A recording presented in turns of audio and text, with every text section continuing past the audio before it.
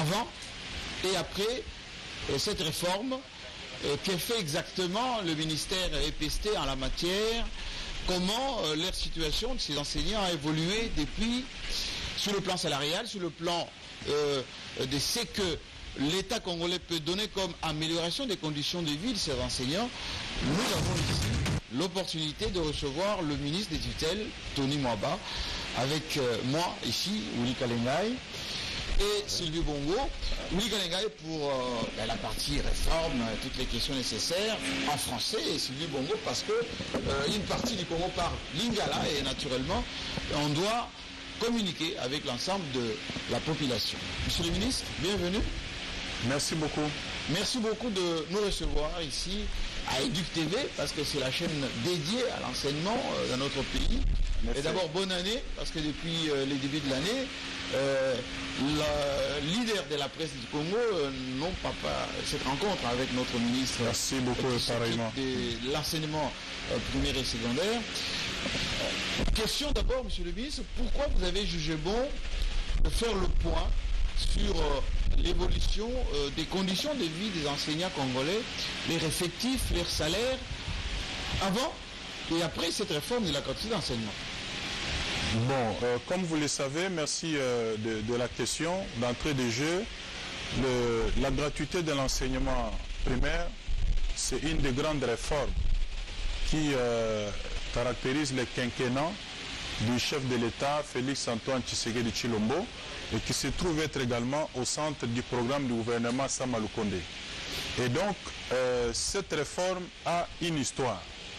Et aujourd'hui, on est à un stade où,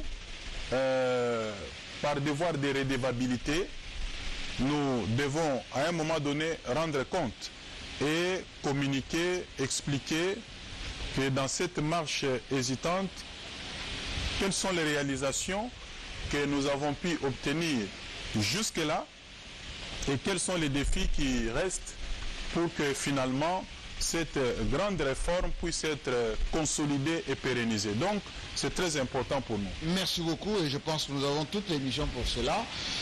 Avant cela, nous allons écouter une chanson dédiée à cet enseignement dans notre pays. Et juste après, il y a 3 points sur lesquels j'aimerais bien que vous puissiez revenir. C'est effectivement, qu'est-ce que vous avez fait concrètement? Quelles sont les réformes réelles que les gens peuvent aujourd'hui retenir et qu'est-ce qui reste comme défi?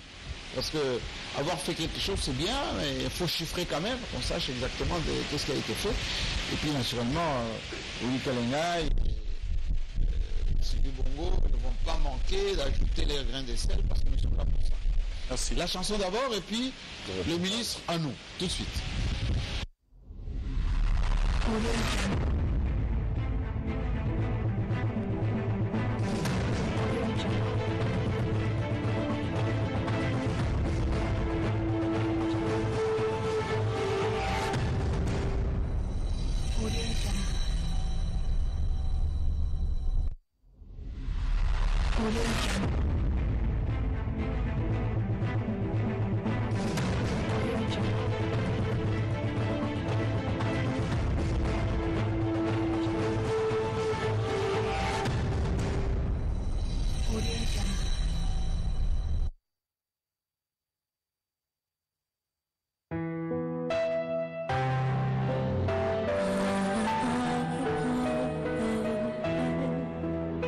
Chers enfants, depuis 2019, le président de la République, Félix-Antoine Tshisekedi Tshilombo, a décidé d'activer la machine de la gratuité de l'enseignement. Pour veiller à cette gratuité, il a nommé le professeur Tony Mwaba Kazadi, ministre à l'EPST. On l'appelle le gardien de la gratuité.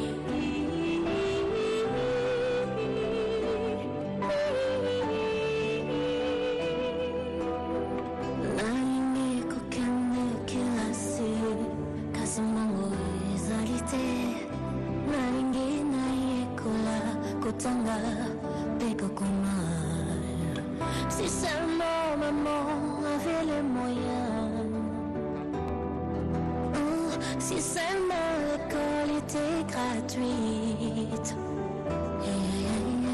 si seulement je pouvais devenir enseignante, seulement mon rêve pouvait devenir réalité. Maman, si je vais aller à l'école. Maman, l'école est devenue gratuite. L'école est devenue gratuite. Oh, merci Seigneur Jésus.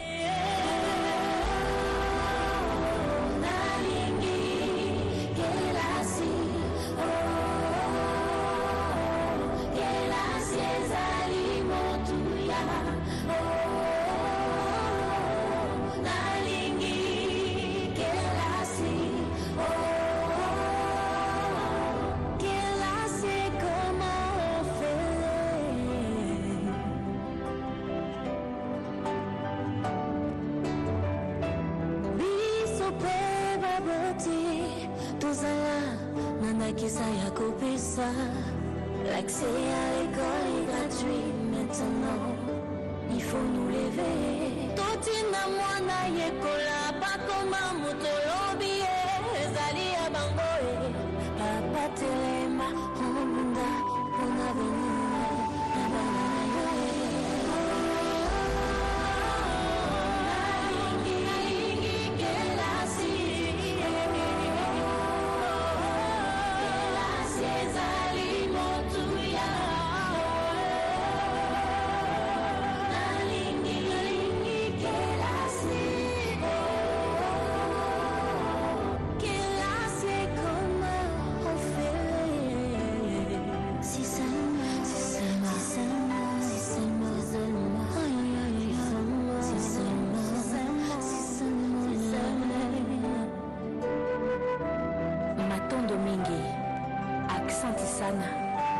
Botondi mingi Toi Sakidjila Biabuni Boudjimfumu Wajinton Félix Antoine Tshisekedi Tshilombo et bon vent au professeur Tony Mwaba Kazadi.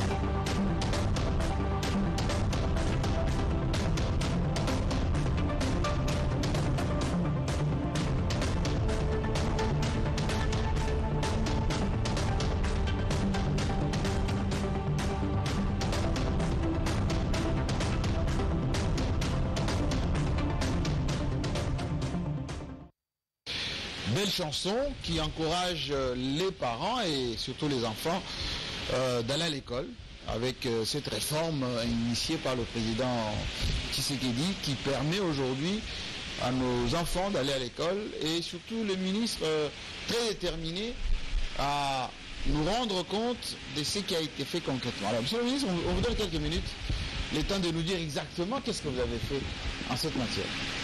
Merci beaucoup. Je crois que la première des choses à relever, c'est que la réforme de la gratuité de l'enseignement est constitutionnelle.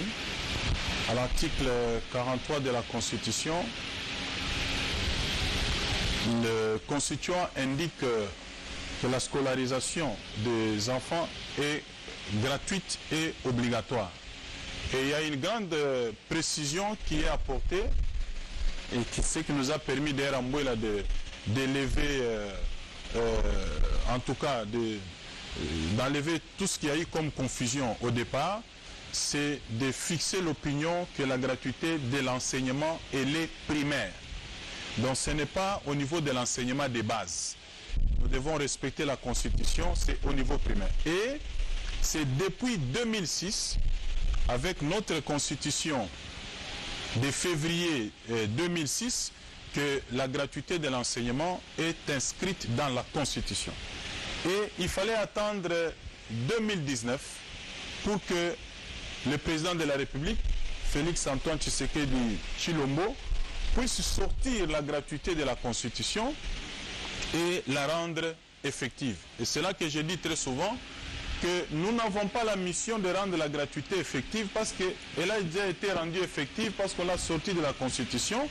Mais tout ce que nous importe, nous, actuellement, c'est de chercher à consolider et à pérenniser cette gratuité.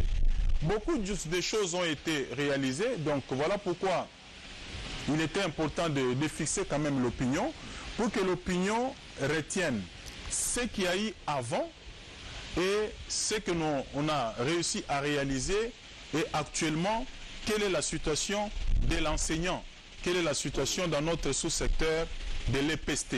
Parce que beaucoup ne le savent pas et beaucoup ont même l'impression que la gratuité est venue tuer l'enseignant. Non, il y a beaucoup d'évolutions. Nous avons même quelques notes statistiques pour ne pas parler théorie. Oui. Il y a des chiffres.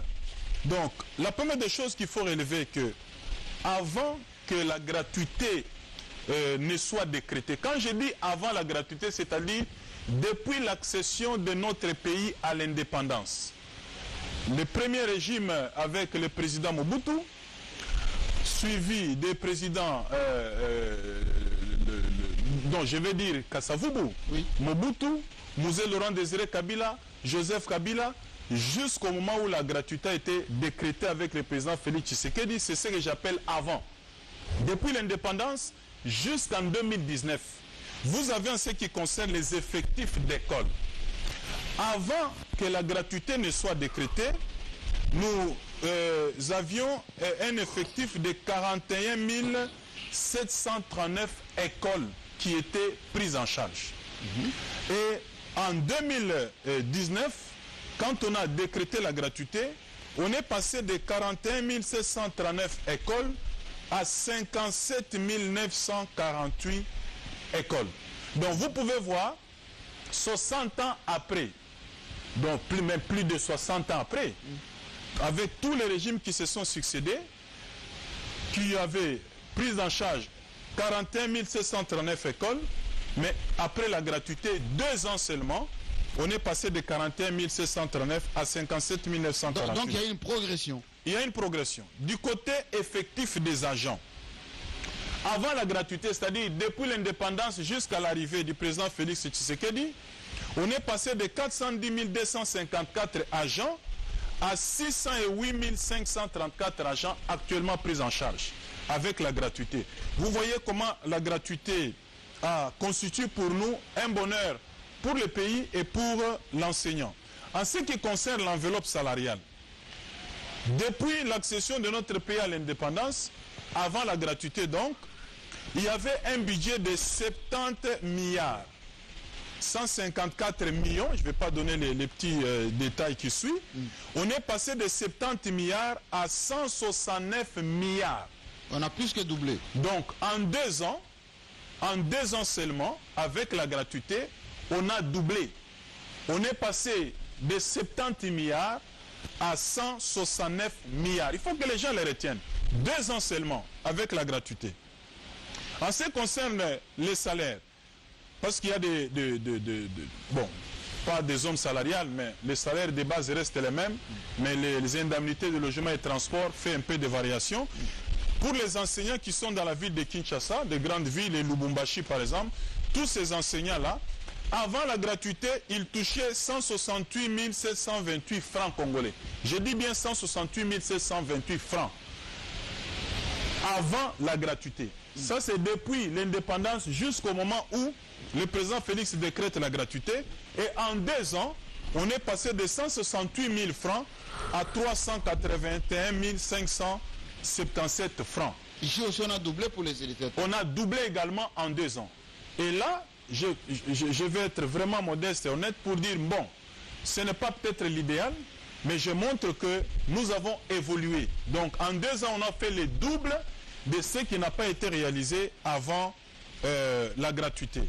En ce qui concerne les enseignants du primaire uniquement, ces enseignants du primaire sont passés de 168 700 francs à 411 577 francs congolais. Encore une fois, on peut dire en 2 ans, on a doublé par rapport à la situation qui existait avant, depuis l'indépendance jusqu'en 2019.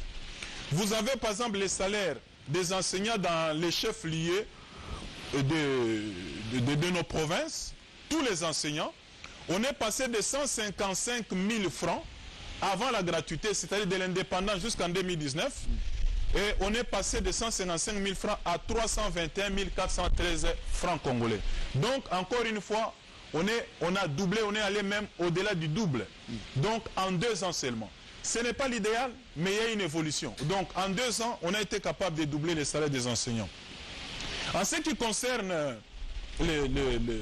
uniquement la prime de la gratuité, on est passé de 155 130 francs à 263 079 francs congolais pour les enseignants. Ça, c'est du côté des salaires seulement. Parce que l'État prend en charge les salaires des enseignants dans toutes les écoles maternelles, primaires et secondaires. Et l'État prend également en charge les frais de fonctionnement uniquement pour les écoles primaires. Alors, en ce qui concerne les frais de fonctionnement, il y a également de l'évolution. Pour une école qui a 1 à 11 classes, avant la gratuité, c'est-à-dire de l'indépendance jusqu'en 2019, avant que le président Félix ne puisse décréter la gratuité, il y avait une somme forfaitaire qui était attribuée à toutes les écoles, quelle que soit leur catégorie, quelle que soit leur prestige, quel que soit leur rang, c'était 45 000 francs. Alors, avant la gratuité, les écoles touchaient 45 000 francs en termes de frais de fonctionnement pour les écoles de la première catégorie. Après la gratuité, on est passé de 45 000 francs à 125 224 francs pour les écoles de la première catégorie. Donc, je peux même dire qu'on a quadruplé. Vous avez les écoles de la deuxième catégorie, celles qui vont de 12 à 18 salles de classe. On est passé de 45 000 francs à 420 190 francs congolais en 2 ans seulement, depuis qu'on a décrété la gratuité. Pour les écoles de troisième catégorie, on est passé, et ce sont des écoles qui vont de 19 salles de classe et plus, on est passé à un forfait de 45 000 francs avant la gratuité, c'est-à-dire de l'indépendance en 2019. On est passé de 45 000 francs à 620 190 francs congolais en 2 ans seulement. Et enfin, en ce qui concerne les écoles de prestige, on est passé de 45 000 francs. Parce que les écoles de prestige, c'est qui ont des salles de classe à partir de 20 jusqu'au-delà, qui touchaient 45 000 francs seulement en termes de frais de fonctionnement, depuis l'indépendance jusqu'en 2019. Mais avec la gratuité, en 2 ans seulement, ils sont passés de 45 000 francs congolais à 2 450 000 francs congolais. Voilà pour vous montrer que la gratuité a apporté le bonheur pour l'enseignant et même dans les écoles. C'est vrai que on vous dira que dans certaines écoles, il y avait des enseignants qui touchaient avec les systèmes de motivation, $400, $500 ou $600, la combinaison de tout ce que les parents payaient. Mais c'est combien d'enseignants profitaient de ces systèmes? Il y avait à peine 22 écoles de prestige seulement qui exigeaient les frais scolaires exorbitants et qui permettaient à ce que les enseignants qui œuvraient dans ces 22 écoles, qui avoisinaient à peu près 500 seulement, qui pouvaient toucher 400 ou $500. Mais entre-temps, pour un effectif de 410 000 enseignants, vous faites seulement le système de prise en charge des enseignants par les parents, qui bénéficiait à 500 personnes sur 410 000 francs, non, excusez-moi, sur 410 000 enseignants. Je crois qu'avec la gratuité a profité à un grand nombre. Aujourd'hui, la gratuité profite à plus de 600 000 enseignants au lieu de 500 seulement qui profitaient des systèmes de prise en charge des enseignants par les parents. Donc, la situation a évolué. La gratuité n'est pas venue tuer le système éducatif, n'a pas tué l'enseignant. Au contraire, la situation de l'enseignant a évolué notablement et positivement. Monsieur le ministre, parce que nous avons quelques questions tout à l'heure à poser avec mes collègues. Je vis qu'il y avait de l'harmonie entre les écoles maintenant. Et avant, il n'y avait que 45 000 francs pour toute catégorie d'école. Aujourd'hui, vous avez spécifié suivant les catégories, c'est qui est une bonne chose. On est arrivé jusqu'à 2 millions, presque 500 000. Voilà, on va suivre un reportage dans ce secteur pour savoir ce qui a été fait effectivement et comment ça corrobore ce que le ministre vient de nous dire. Et puis, juste après, il va pouvoir un peu se frotter à nous. À tout de suite.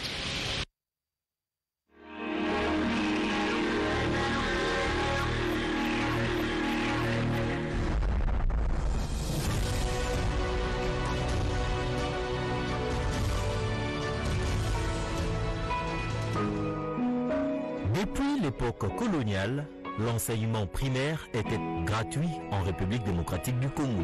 Seulement, vers la fin des années 1970 et début 1980, pour couvrir les salaires des enseignants et les coûts de fonctionnement des écoles suite à une réduction drastique du financement public de l'éducation et à des grèves successives.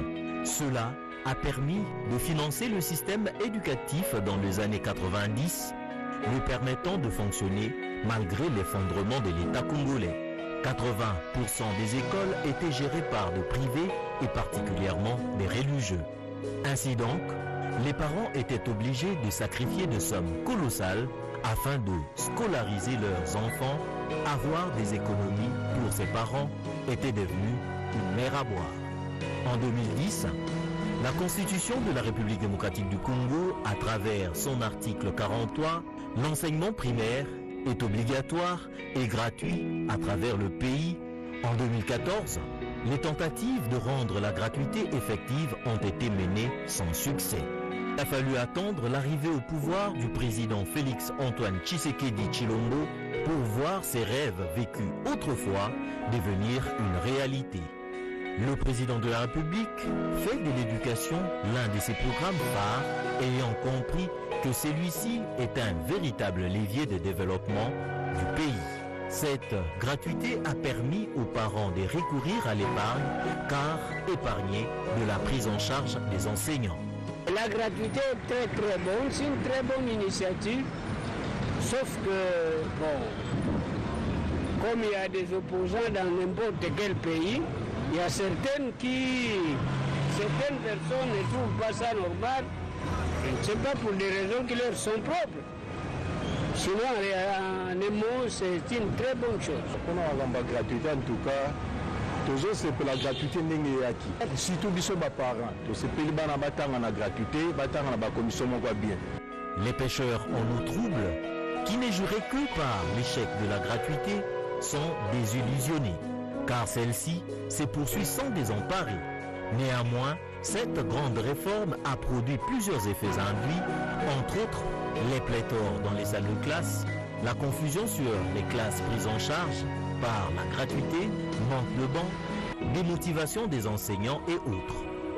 À l'avènement du gouvernement de Warriors dirigé par le Premier ministre Jean-Michel Samalukonde Kyenge, qui avait pour mission principale la matérialisation de la vision du chef de l'État qui se résume par le slogan « Le peuple d'abord » et ses concepts met en exergue l'éducation. L'un des Warriors, un esprit éclairé, a bien cerné la vision du numéro 1 de la RDC sur l'éducation dont le sous-secteur de l'EPST et particulièrement dans la pérennisation de la gratuité en la personne du professeur Tony Mwabakazadi a été désigné à cette tâche. Dès son arrivée à la tête de ce ministère, le guerrier a pris à bras le corps les différents problèmes qui empêchaient l'effectivité de la gratuité de l'enseignement primaire face aux malentendus autour des classes prises en charge par la gratuité. Tony Mwaba a dissipé la confusion. Seules les classes du primaire sont concernées et celles de 7e et 8e en sont épargnées.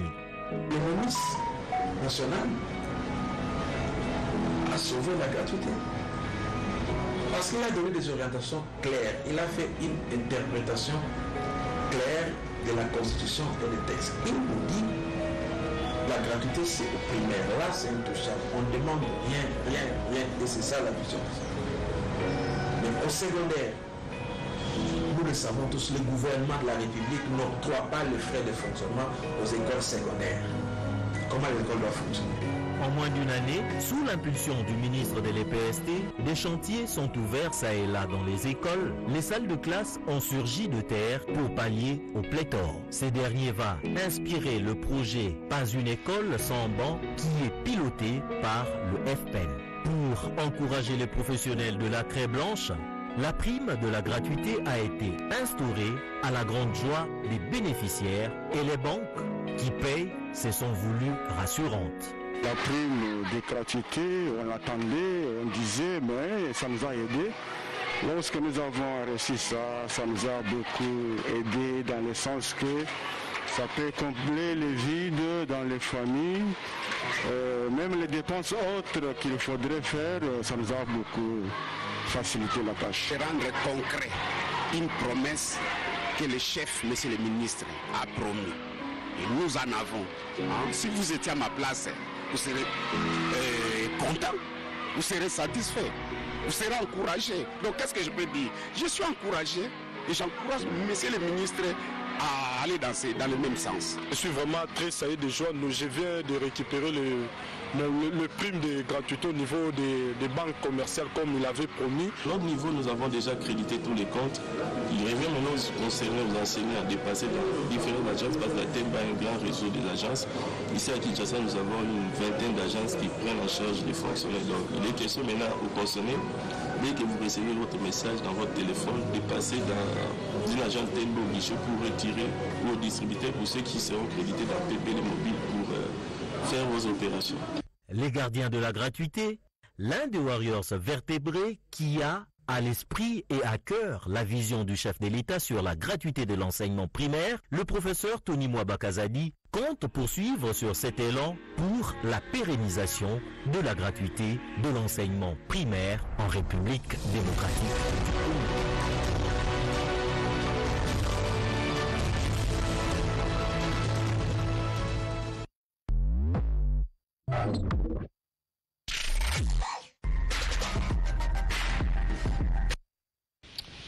Merci pour ce reportage de l'équipe de Ligue TV. Monsieur le ministre, nous allons maintenant nous permettre d'apprécier ensemble ce que vous nous avez présenté tout à l'heure et en même temps aussi à l'opinion qui nous suit à travers le monde. Quelques chiffres que moi j'ai vus dans ces tableaux. Si tout le monde parcourt avec moi, on se rend compte qu'il y a nette progression du traitement de l'enseignant congolais avant et après la mise en place de la gratuité. Mais expliquez-nous pourquoi il y a des résistances pour cette gratuité. Vous avez effleuré à peu près tout à l'heure qu'il y a des gens, un petit nombre qui profitaient de la manne de l'enseignement dans notre pays et qu'aujourd'hui vous avez harmonisé au niveau du plus grand nombre. Est-ce que c'est le seul point positif qu'on peut mettre à votre compte? Merci beaucoup. Comme je l'ai indiqué dès l'entame de cette émission, la gratuité a une histoire chez nous. D'abord, faisons observer que à l'indépendance, disons même depuis l'époque coloniale, la gratuité chez nous allait de la maternelle jusqu'à l'université. Oui. Alors, la situation a dégringolé par la suite, suivant l'histoire politique de notre pays, qui a eu un impact sur les tissus socio-économiques. Dans les années déjà 80, l'État avait démissionné de sa mission. Parce qu'il faut le relever que le monopole d'assurer l'éducation, l'enseignement, les apprentissages revient à l'État. Dans les années 80, l'État n'était plus capable de prendre en charge les enseignants. Ils ont commencé à sécher dans les écoles et finalement, parce que démotivés, et à la suite des mouvements de grève, les parents commençaient aussi à se plaindre du fait que les enfants restaient à la maison, ne pouvaient pas être scolarisés. Ils ont décidé de venir à la rescousse de l'État. C'est la naissance du système de motivation. Donc, les parents sont venus pour motiver l'enseignant à quitter la maison pour venir à l'école, occuper leurs enfants, en attendant que l'État se remette debout et continue à assurer ses responsabilités. Mais malheureusement, comme on dit, toute action produit des hormones, cela produit des hormones de dépendance. Et le secteur est devenu marchand. Alors, les privés se sont invités finalement, parce que, vous voyez avec les mouvements de grève dans le secteur public, et les parents qui avaient des moyens ont préféré aller mettre les enfants dans le secteur privé, qui a commencé à prospérer, parce qu'il y a maintenant finalement des écoles qu'on a commencé à construire par le privé, alors que l'État ne pouvait plus, depuis les années 80 jusqu'à ce jour, l'État ne construisait plus les écoles faute de moyens, parce que l'État qui n'était pas capable de payer l'enseignant, on ne pouvait pas le voir construire les écoles. Les privés se sont invités, ils ont commencé à construire les écoles, il y a eu beaucoup d'aventures. C'est comme ça que vous allez remarquer que quelqu'un pouvait prendre sa maison, 3 chambres de salon, cuisine, il transforme ça en une école. Donc les écoles ont commencé à se créer comme des champignons, parce que c'est devenu des entreprises ou des micro entreprises qui généraient des recettes. Finalement, c'était l'esprit de lucre qui primait sur l'éducation et les apprentissages. Alors, entre-temps, dans le secteur public, c'est la continuité du système de motivation qui avait pris finalement corps. Alors, face à un salaire qui n'a pas évolué, qui était devenu misérable, et même rare, les parents sont intervenus pour motiver l'enseignant. Comme je l'ai indiqué tout à l'heure, alors que l'État assurait bien au départ, depuis l'époque coloniale, à un moment donné, la situation s'est estompée.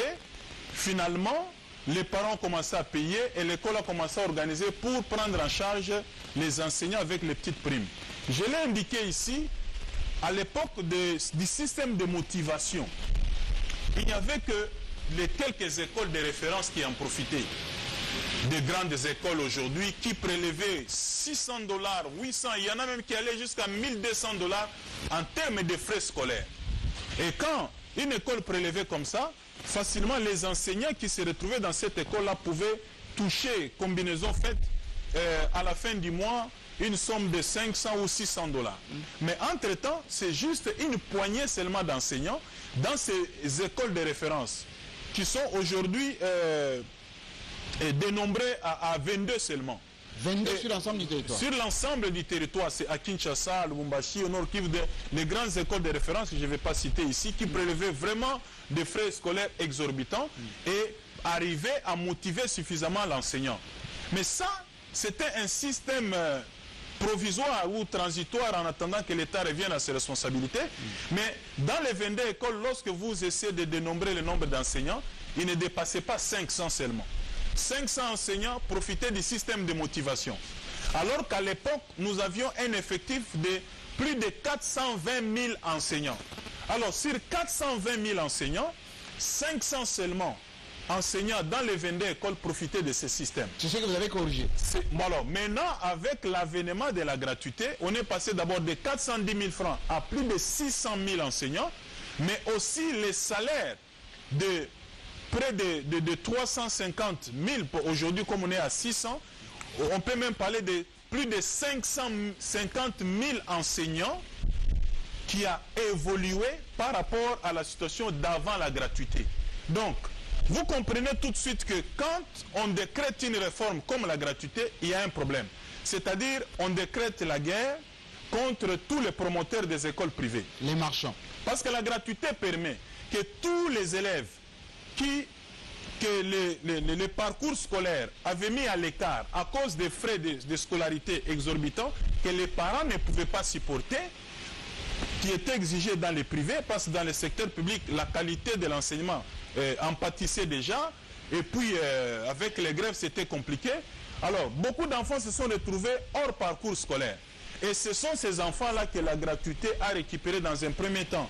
En 2019, 4 millions. Cette année, on parle de 2 millions, on est déjà à 6 millions. Tous ces enfants qui étaient en dehors du parcours scolaire, on est en train de les récupérer avec la gratuité. Et les parents, aujourd'hui, qui supportaient dans un ménage de 12 enfants qui sont au primaire, les parents sont en train d'économiser aujourd'hui. Alors, tous ces promoteurs privés-là, la gratuité aussi apporte la sécheresse dans les écoles primaires chez les privés, qui ne peuvent pas accepter que cette réforme réussisse également, parce que ça tue leurs petites entreprises. Ils ont fait des écoles, des entreprises où ils se font de l'argent. L'éducation, la qualité de l'enseignement, ce n'est pas leur problème. Alors, voilà pourquoi lorsqu'on décrète une réforme comme celle-ci, on doit faire vraiment face à des résistances. Et aujourd'hui, les ministres, vous allez remarquer que dans tous les ministères où ça bouge, même en termes de mouvement, c'est l'EPST. Alors, ça prouve que cette réforme est en train de réussir, parce que l'évaluation de la marche d'une réforme se mesure par rapport à la résistance. Merci. Alors tout ça, c'est ce que justifie tout ce qu'il y a comme attaque, pas contre les ministres, mais contre cette réforme de la gratuité que les ministres sont en train de conduire de main de maître, pour vraiment accompagner les chefs de l'État à la pérennisation de cette réforme. Merci, Monsieur le ministre Willy Kalengai. Monsieur le ministre, merci de nous accorder ce moment. J'ai beaucoup de questions évidemment, mais avant que je pose ma question, permettez que je partage avec vous une petite considération. Le secteur qui est le vôtre, le secteur qui est le nôtre, celui de l'éducation, est un secteur important. Il est tellement important pour la survie des nations, au point que ce secteur ne doit pas souffrir de la mauvaise foi des observateurs, mais aussi de la propagande des acteurs. C'est un secteur qui doit être conduit, parce qu'en réalité c'est un secteur qui est, moi j'appelle, un secteur de convergence nationale. Ce que l'on dit sur l'éducation ne doit pas être de la politique politicienne, parce que ça touche la survie de notre nation. Ceci dit, j'ai deux petites questions. Évidemment, vous avez montré les chiffres et on ne peut que vous féliciter pour ça. Toute croissance des chiffres est importante. Mais la volonté politique d'un gouvernement, ça se mesure aussi au budget qui est en fait alloué au service de l'éducation. Et moi, j'ai parcouru le budget de l'éducation, il n'a pas beaucoup progressé. Peut-être qu'à l'intérieur des fonds qui sont disponibles, vous avez pu trouver des niches pour augmenter, mais la nation elle-même n'a pas beaucoup progressé dans la question de la gratuité parce qu'elle ne s'est pas donné des moyens budgétaires conséquents. Quand vous voyez, vous allez voir qu'effectivement, la gratuité c'est une chose, mais quelque part, quelqu'un doit payer. Qui doit payer? C'est l'État. Et comment l'État paye? En augmentant les budgets alloués au secteur. Le budget de cette année n'a pas beaucoup progressé. Est-ce du fait du ministère ou c'est du fait de l'Assemblée nationale ou des parlements qui est l'autorité budgétaire? Ça, c'est ma première petite question. Et puis, une autre question, vous avez dit tout à l'heure que la gratuité était une réforme constitutionnelle. Je suis d'accord avec vous. Je vous ai accompagné en Mboula Lodge pendant les moments de grandes discussions et vous avez levé l'équivoque qu'elle concernait seulement l'école primaire. Mais quand nous lisons la loi cadre, monsieur le ministre, la loi cadre continue à parler de la gratuité de l'éducation de base. Je ne vous ai pas vu dans les réformes, j'espère que vous allez en parler. Il faut, d'une manière ou d'une autre, changer cette incise. Parce que la loi cadre continue à croire que l'éducation de base, ça concerne non seulement les 6 ans de l'école primaire, mais les 2 ans du secondaire. C'est écrit bel et bien. Voilà mes deux petites questions. Avant d'entamer une troisième, évidemment, je dois laisser la place aussi à Sylvie qui doit rebondir. Rencontrer Willy Kalenga et puis on va... Merci beaucoup. Je commence par la deuxième question. La Constitution dit la gratuité c'est au primaire. La Constitution est de 2006. C'est la loi fondamentale, la loi des lois. Toutes les autres qui viennent, qui sont inférieures à elle, doivent s'y conformer. Oui. En 2014, vous avez la loi cadre sur l'enseignement national qui parle de la gratuité au niveau de l'enseignement des bases. Contradiction entre la Constitution et la loi. La loi est censée se conformer à la Constitution. Moi, je suis juriste. C'est une loi constitutionnelle. Lorsque je dois me référer à la théorie de la hiérarchie des sources du droit, entre la Constitution et la loi cadre, je n'ai pas besoin d'une interprétation de la Cour constitutionnelle. Je crois qu'on doit se conformer à la Constitution qui parle de la gratuité au niveau primaire, parce que c'est ça la Constitution. Et c'est cet argument qui a prévalu. Maintenant, dans les fonds, enseignement de base signifie l'enseignement primaire, donc de première année primaire jusqu'en 6e, plus premier CO, deuxième CO, les blocs fait enseignement de base. Mais attention, je crois que nous avons une loi, nous avons une stratégie sectorielle ici chez nous, parce que pourquoi? Je réponds à ceux qui pensent qu'à l'EPST on doit faire les états généraux de l'éducation, on n'en a pas besoin. Nous avons une stratégie sectorielle de 2016 à 2025 qui prévoit tout ce qu'il y a comme réforme à faire dans les 3 axes, accès, qualité, gouvernance. On n'a pas besoin des états généraux. Alors, ce qui fait que dans ce qui concerne l'enseignement de base, il y a un certain nombre de réformes qui doivent être mises en place, notamment la révision des programmes scolaires, pour que l'enseignement de base 7e et 8e soit effectif. Mais maintenant, ces réformes-là sont en cours. Même si la Constitution imposait la gratuité au niveau de l'enseignement de base, étant donné que sur terrain, les réformes sont en cours en ce qui concerne la matérialisation de l'enseignement de base, n'ont pas encore abouti, c'est matériellement impossible d'assurer aussi la mise en œuvre de la gratuité au niveau de l'enseignement de base. Voilà les deux éléments. Un argument de droit, un argument de fait, qui fait que nous ne pouvons que nous limiter au niveau primaire. Et d'ailleurs, il y a une forte mobilité des enseignants au niveau des premiers CO et deuxième. Alors vous avez un enseignant qui part des premiers CO, il enseigne en deuxième, en troisième, peut-être jusqu'en sixième. Alors qu'un enseignant du primaire ne bouge pas. Quand il est au primaire dans une classe, il est fixe. Et aujourd'hui, je peux vous dire que nous faisons face à un effectif au moins de 337 000 enseignants du primaire. Mais quand vous voulez maintenant intégrer ceux de 7e et 8e, c'est vraiment une donne, je peux dire, fluctuante et ondoyante. Donc c'est compliqué. Donc il y a ces deux arguments-là, de fait et de droit, c'est compliqué. Nous limitons à la gratuité au niveau primaire. C'est là qu'en Bola Lodge, nous avons levé l'équivoque. Ceux qui ont entraîné la gratuité au niveau de l'enseignement de base, alors que les réformes sont en cours, c'était délibérément fait pour asphyxier cette réforme qu'elle échoue. Et nous avons pris le courage de revenir à la normale pour fixer les choses et dans la Constitution, et on n'a pas violé la Constitution. D'ailleurs, je crois qu'aujourd'hui, il y a visibilité de la gratuité par rapport à cette précision. Et les aspects budgétaires, le budget qui n'a pas beaucoup bougé, est-ce que c'est la faute de l'Assemblée nationale ou c'est la volonté politique qui n'a pas suivi? Je voulais d'abord élever qu'il ne faudrait pas que nous puissions lier tout à la gratuité. La gratuité, c'est la suppression, en français facile, la suppression des minérvales, des frais scolaires ou de tout autre frais, quelle que soit leur nature, au niveau primaire. On supprime tout. Au niveau primaire, un enfant vient à l'école, il commence en première année, il termine, on lui donne son certificat, il rentre sans dépenser un seul rond. C'est ça la gratuité.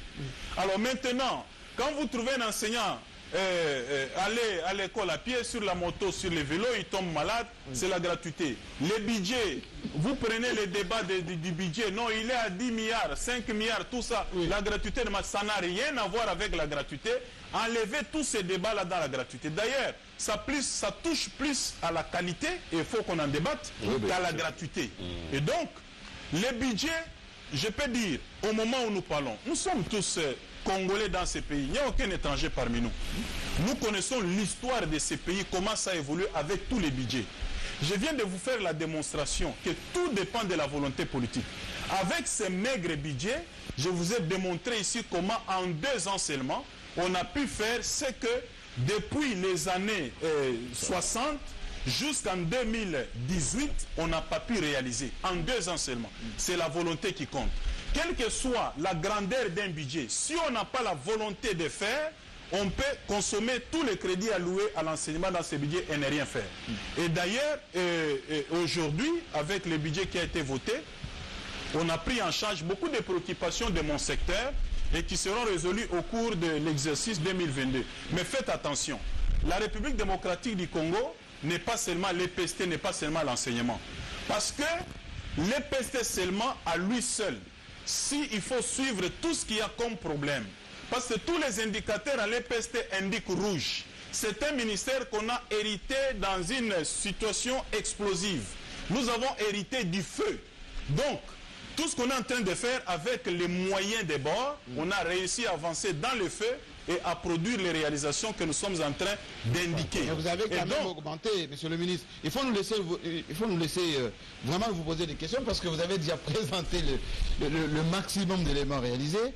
Willy Galenga voulait compléter sa préoccupation avant que Sylvie puisse poser ces questions à Lingala. Permettez-moi de finir en disant que l'État a beaucoup d'autres priorités dans le secteur de l'agriculture, de la santé, ainsi de suite.